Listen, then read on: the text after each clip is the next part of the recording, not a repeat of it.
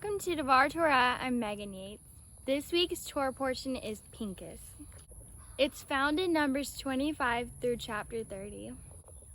This is an exciting Torah portion because this is where we started a year ago. My goal was to show my love of studying the Torah portion with all of y'all. It's been an exciting year and I've had a lot of help from my friends and family. I encourage all of you to go back to the first video I made on Pinchas. It gives an entire breakdown on this week's Torah portion. Plus you can see how much I've grown in this year and give me some feedback. Today I'm going to focus on just one small part of this week's Torah portion.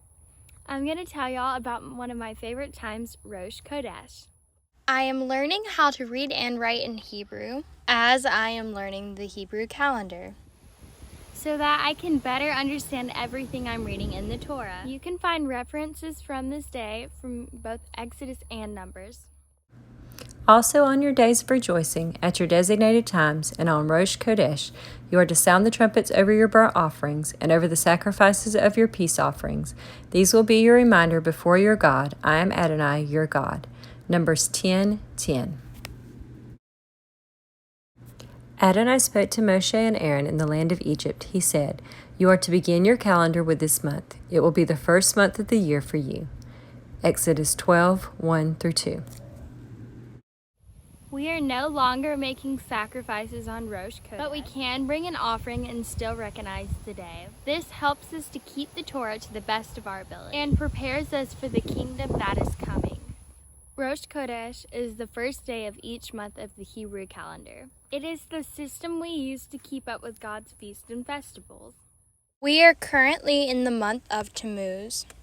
Next week starts the month of Av. It is also one of my favorite days of each month.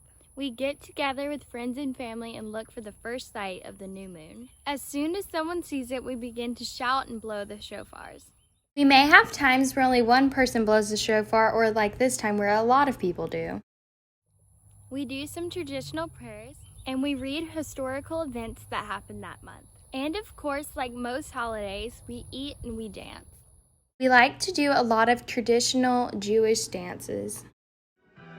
We also do line dances like this, the Ashrenu. There are some key people who taught me how important Rosh Kodesh is. I want to say a thank you to Mr. Jose and Miss Jackie Lugo for helping make Rosh Kodesh such a special time. And I want to thank Mr. Gabe Rutledge for teaching me so much history about Rosh Kodesh. And lastly, I would like to thank Miss Jackie Whitaker for always being willing to dance with us and help us have a great time. Rosh Kodesh is just one of the many ways that God has provided to bring us together and truly worship Him. I want to say thank you to all of you who've watched my videos over the last year. I hope you're learning as much as I am. Shabbat Shalom. Make sure to like, share, and subscribe.